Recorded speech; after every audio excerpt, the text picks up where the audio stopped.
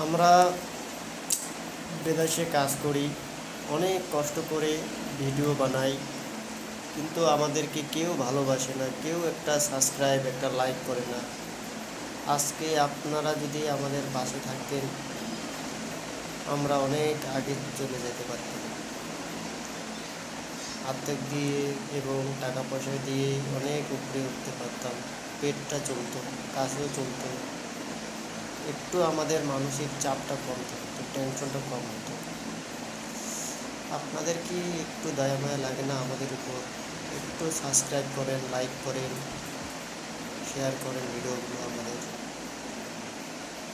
সারাদিন কাজ করি, রাতে একটু ভিডিও করি, সময় পাই না, তাও হালকা পাতলা একটা করে ভিডিও ছাড়ি।